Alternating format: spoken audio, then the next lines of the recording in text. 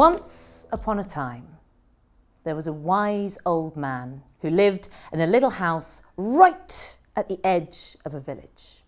Now, this man didn't have much.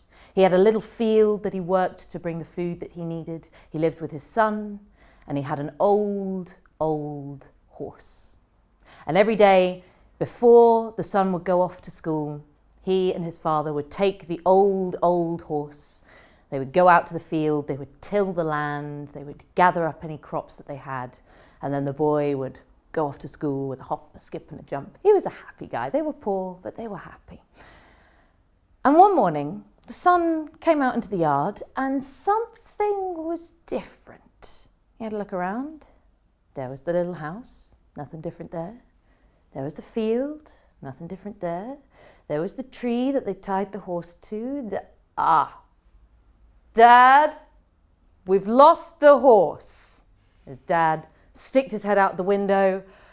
Disaster. They searched everywhere. They searched the fields, they searched the meadows, they searched the nearby forest. The old horse was nowhere to be seen. And this was really bad news because the horse had helped them carrying equipment and carrying their crops, and they'd had the horse for a long time. They liked the horse. So no work was to be done in the field that day, and the son made his way sadly off to school. And all the neighbours poked their heads out of their windows to watch the boy coming past, because normally he was so happy. He had a song or a dance or a joke for people. He was so miserable. What could have happened?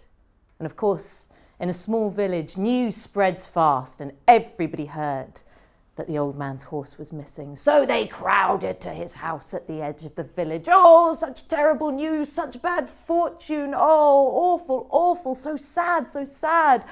And the old man sat and he listened to his neighbours and he said, well, it is true that my horse has run away, but we don't know yet whether it's a good thing or a bad thing. Maybe it's good, but maybe it's bad. Who knows? And his neighbours went, okay, and left a little bit confused. He's a bit strange, that guy. Yeah, he really is. Now the next day, early in the morning, the old man heard a noise outside. He stuck his head out of the window, and there was his old horse clopping back up the road towards him. And more than this, the horse brought in its wake 2 young wild horses, fresh from the fields and the meadows on the mountainside. And when the neighbours heard this, they went, well, now we understand what he meant. And they rushed to the house at the edge of the village with congratulations, marvellous, what wonderful fortune. Look at these fine horses. Woo, okay, they're still quite wild. We'll let them be. And the old man listened to what his neighbours had to say, and he thought about it.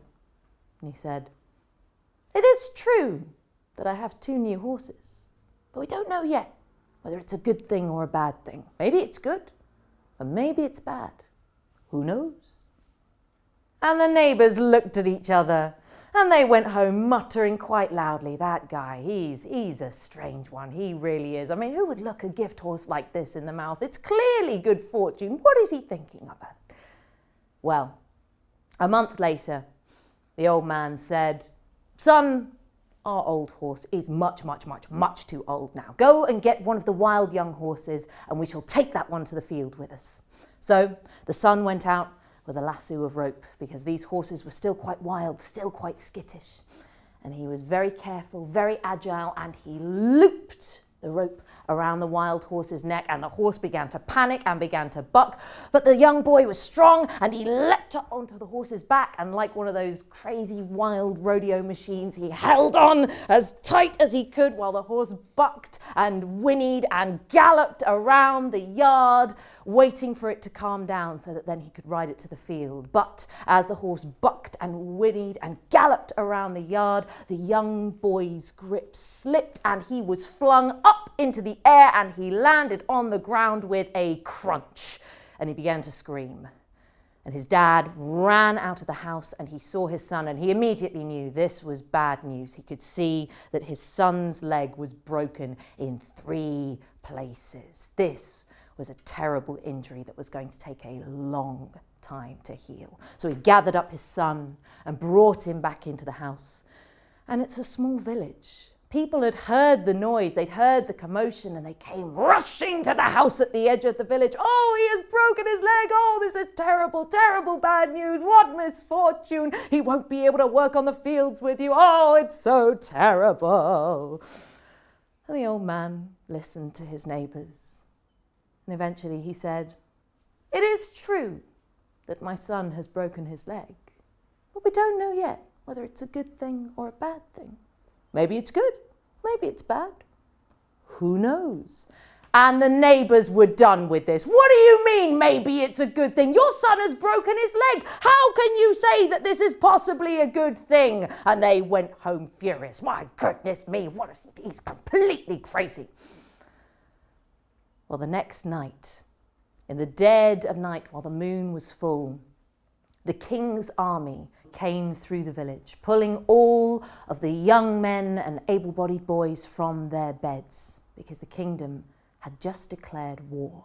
Every boy and man was taken from that village, except for the old man's son. For his leg was broken in 3 places. It would take a long time to heal, and he would not be able to fight. None of the boys in that village ever returned from the war. They all died in the fighting. But the young boy's leg got better. And with the absence of men in the village, he and his father would go around and do as much as they could for the people. And once the hurt had healed amongst the villagers, they came to that old man in his little house at the edge of the village, and they said, "We want to thank you. We have always known that life is made up of good things and bad things, but thanks to you, we now know that they don't always appear in the ways that we expect. And so thanks to you, we know to be more careful before we rush to a judgment." And that is the story of the wise old man.